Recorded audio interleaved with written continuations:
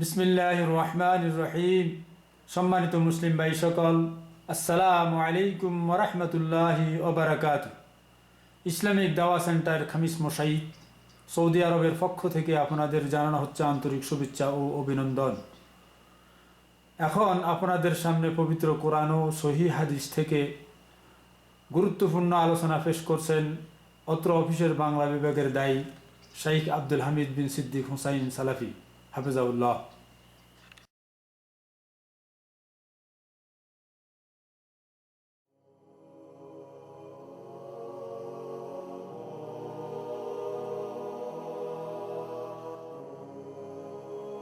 المكتب التعاوني للدعوة والإرشاد وتوعية الجاليات بخميس مشيط.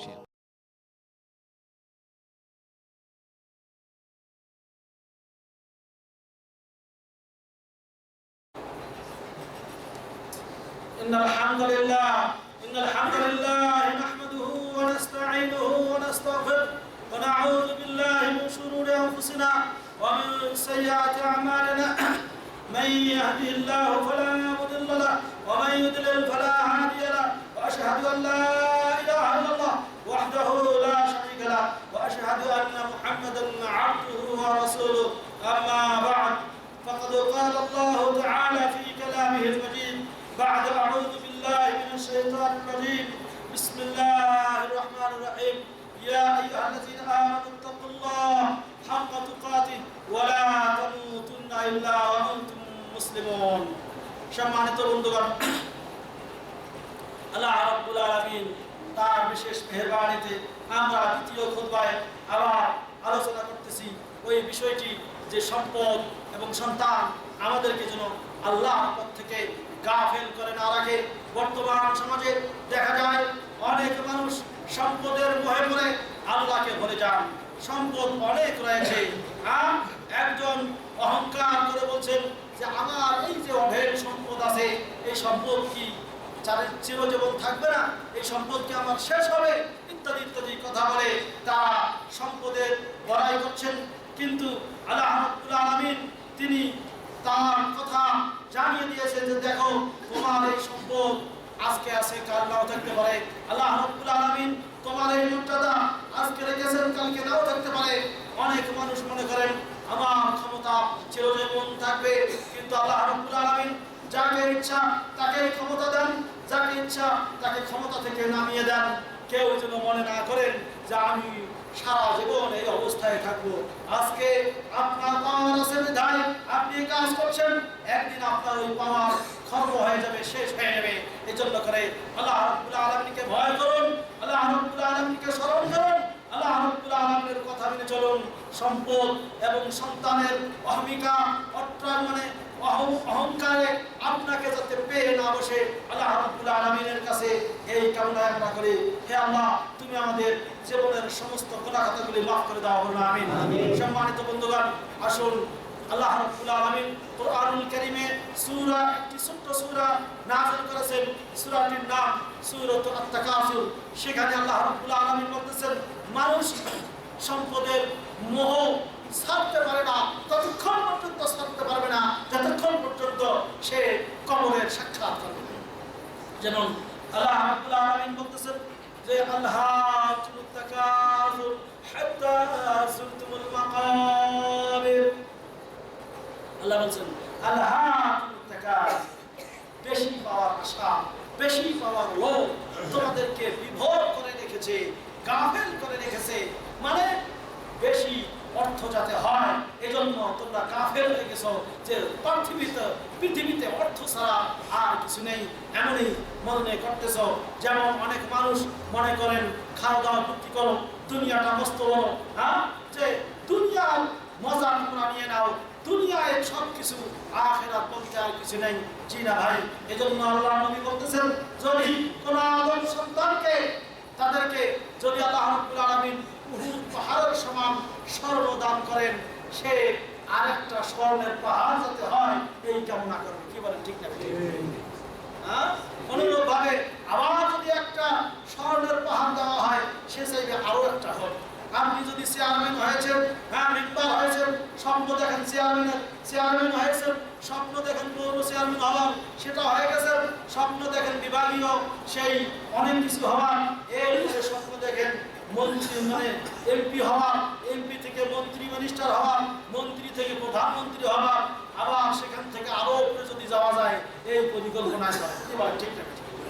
কিন্তু এটা আর মনে করেন না যে না আমার একদিন শেষ আছে, আমার একদিন শেষ হবেই হবে, তাতে কোনো সন্দেহ নাই।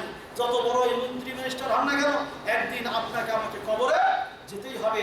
কবরের কথা স্মরণ করুন, সম্পদের মোহ আপনাকে আমাকে যেন পেয়ে না বসে, এজন্য আল্লাহ রাব্বুল আলামিন স্মরণ করে দিয়ে বলতেছেন হাত্তা যুলতুমুল মাকাবির, যতক্ষণ পর্যন্ত তোমরা কবরের সাক্ষাৎ করবে না ততক্ষণ পর্যন্ত তোমার এই সম্পদের মোহ অন্তর থেকে শেষ হবে।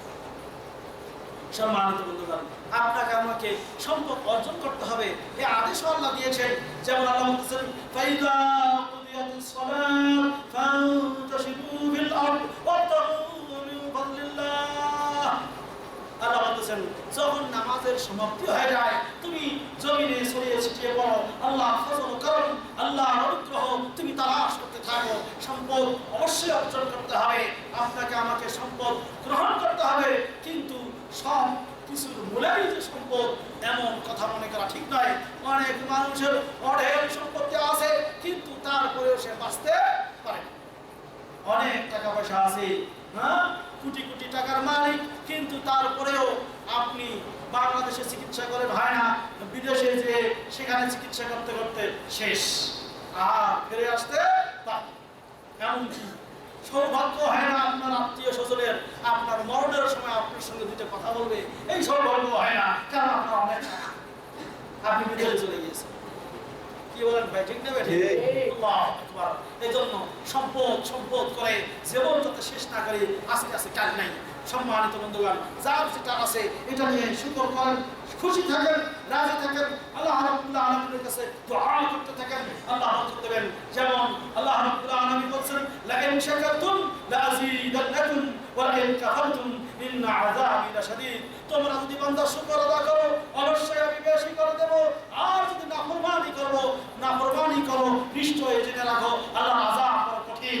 সম্মানিত বন্ধুগণ, এই সম্পদ আপনি যা কিছু আছে শুকর আদা করবেন, তবে সম্পদটা উপার্জন করতে হবে কোন পথে? হালাল পথে, হারাম পথে নয়। হালাল পথে উপার্জন করবেন, হালাল পথে ব্যয় করবেন, তাহলেই না আপনার আবার এই সম্পদ ফায়দা দেবে। কারণ হাদিস শরীফে এসেছে রাসূলুল্লাহ সাল্লাল্লাহু আলাইহি ওয়াসাল্লাম বলেছেন কিয়ামতের দিন যতক্ষণ পর্যন্ত 5টি প্রশ্নের উত্তর দিতে পারবে না, আর হাদিসে আসে 4টি প্রশ্নের উত্তর দিতে পারবে না, ততক্ষণ পর্যন্ত আদম সন্তান কিয়ামতের দিন একটা পা লড়াতে পারবে না, পা লড়াতে পারবে না কিয়ামতের দিন, ততক্ষণ পর্যন্ত এই 5টা প্রশ্নের উত্তর দিতে পারবেন না। হ্যাঁ, জিজ্ঞেস করা হবে যে তার যৌবনকাল সম্পর্কে, যৌবনকালটা কোন পথে উপার্জন করেছো, কোন পথে ব্যয় করেছো, যৌবনকাল কিভাবে কাটিয়েছো, আল্লাহর পথে নাকি শয়তানের পথে, হালাল পথে নাকি হারাম পথে, কোন পথে যৌবনকালটা তোমার কাটিয়েছো, আল্লাহ রাব্বুল আলামিন জিজ্ঞেস করবেন। তুমি যদি উত্তর দিতে না পারো পা লড়াতে পারবে। অনুরূপ ভাবে আবার প্রশ্ন করবেন যে তোমার এই সম্পদ যে মিন আইনা ইকতাসাবা ওয়া ফীমা আনফাকা, তুমি কোথা থেকে সম্পদ উপার্জন করেছো আর কোথায় ব্যয় করেছো, এই জিনিস দুটিও হিসাব করে। এই দুটি প্রশ্ন আপনাকে আমাকে রেডি করতে হবে, কোথা থেকে কামাই করতেছেন, হারাম পথে নাকি হারাম পথে। সম্মানিত বন্ধুগণ, অনেকে মনে করেন কেমনে আসুক টাকা হইলে হইল, জি না, 2 নম্বর বিক্রি করি আর 14 নম্বর বিক্রি করি আর যাই করি না করি, চুরি করি আর ডাকাতি করি, আমার সম্পদ হইলেই হলো, অনেক টাকা হইলে হইল, জি না, এই পারমিশন আপনাকে দেওয়া হয়নি। আপনি কোথা থেকে কামাই করবেন এর হিসাব দিতে হবে। হালাল পথে নাকি হারাম পথে, চুরি করে, বেইমানি করে, বাটপারি করে, হাজারি করে, ডাকাতি করে, কিভাবে উপার্জন করেছেন আপনাকে হিসাব দিতে হবে। অনেক মানুষ মনে করেন যার বেশি টাকা আছে ওর টাকাটা চুরি করে নেওয়া জায়েজ না, জায়েজ না। হ্যাঁ, আমাদের দেশে কি ডাকাতি হয়ে যাচ্ছে, হ্যাঁ, যে দেখেন না ওই যে ছেলেটা কালকে খবরে দেখালো যে কি ব্যাংক মানে কি স্বর্ণের দোকান ডাকাতি হয়ে গেল, যে পাহারাদার তাকে নিষেধ করলো তাকে পর্যন্ত গুলি করে শেষ করে দিল। সম্মানিত বন্ধুগণ, কি মুসলমানের দেশে, একজন মুসলমানের দেশে কি রকম অরাজকতা ঘটছে! মানে মানুষ নিরাপদে ঘুমাতে পর্যন্ত পারছে না, সবার মন দূর দূর করতেছে আমার মালটা যদি চুরি হয়ে যায়, চুরি হয়ে যায়। যে সমস্ত ভাইয়েরা চুরি ডাকাতি করে নিয়ে গেলেন তার এই মালটাকে হারাম নাকি হারাম? হারাম। সম্মানিত বন্ধুগণ, এজন্য করে হারাম থেকে বেঁচে থাকুন, কারণ হারাম থেকে যদি না বাঁচেন আল্লাহ রাব্বুল আলামিনের কাছে কি জবাব দেবেন? কোথা থেকে কামাই করেছেন, কোথায় ব্যয় করেছেন? সম্মানিত বন্ধুগণ, এজন্য করে আসুন আরেকটি জিনিস, যে এলেম শিখে কতটুকু আমল করেছেন এ বিষয়ে কিয়ামতের দিন আল্লাহ রাব্বুল আলামিন জিজ্ঞাসা করবেন, এবং আপনার যে বয়স আল্লাহ রাব্বুল আলামিন দিয়েছেন এই বয়সটা কিভাবে আপনি কাটিয়ে দিলেন এই সম্পর্কে আপনাকে জিজ্ঞাসাবাদ করা হবে। সম্মানিত বন্ধুগণ, এই জন্য করে আল্লাহ রাব্বুল আলামিন বলেছেন যে প্রত্যেকটা নিয়ামত সম্পর্কে মানুষদেরকে জিজ্ঞেস করা হবে। সুম্মা লা তুসআলুনা ইয়াওমাইযিন আনিন নাঈম। অবশ্যই তোমাদেরকে প্রত্যেকটা মানুষকে পুঙ্খানুপুঙ্খানুভাবে জিজ্ঞাসা করা হবে আল্লাহর নিয়ামত সম্পর্কে। আল্লাহ যে আপনাকে নিয়ামত দিয়েছেন, নাক দিয়েছেন, কান দিয়েছেন, হাত দিয়েছেন, পা দিয়েছেন, আলো নিঃশ্বাস নেওয়ার সুযোগ দিয়েছেন, এত সুন্দর করে আপনাকে আল্লাহ তৈরি করেছেন, এইগুলি বিশাল একটা করে নিয়ামত, এই নিয়ামত সম্পর্কে আল্লাহ রাব্বুল আলামিন জিজ্ঞেস করবেন। আপনাকে আল্লাহ টাকা পয়সা যা কিছু দিয়েছেন এইগুলি সম্পর্কে জিজ্ঞাসা করবেন।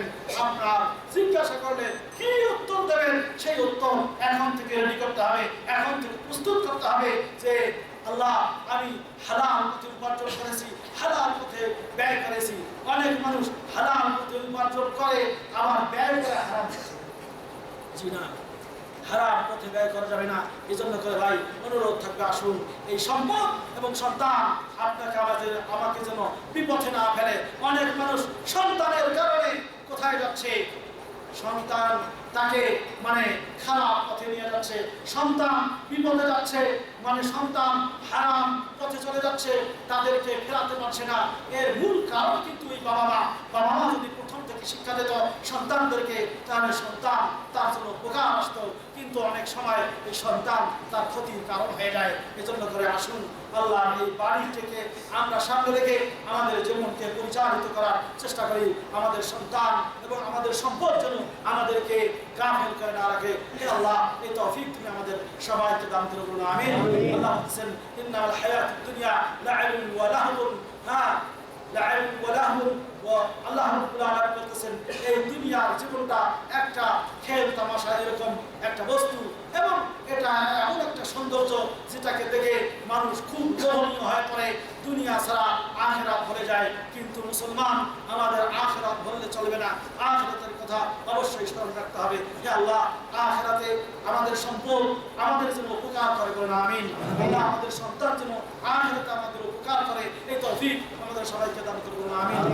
ইন্নাল্লাহা ওয়া মালাইকাতাহু ইউসাল্লুনা আলান নবী ইয়া আইয়ুহাল্লাযীনা আমানু সাল্লু আলাইহি ওয়া সাল্লিমু তাসলিমা। আল্লাহুম্মা সাল্লি আলা মুহাম্মদ ওয়া আলা وعلى آل إبراهيم إنك حميد مجيد. اللهم أعز الإسلام والمسلمين، آمين، وأذل الشرك والمشركين، آمين، ودمر أعداءك أعداء الدين، آمين، وانصر عبادك الموحدين، آمين. اللهم اغفر لنا ولآبائنا ولأستاذنا ولشيوخنا ولأحبابنا ولجميع المؤمنين والمسلمين يا أرحم الراحمين. إن الله يأمر بالعدل والإحسان وإيتاء ذي القربى وينهى عن الفحشاء والمنكر والبغي يعظكم لعلكم تذكرون. واذكروا الله العلي الكبير يذكركم وادعوه يستجب لكم ولذكر الله أكبر والله يعلم ما تصنعون.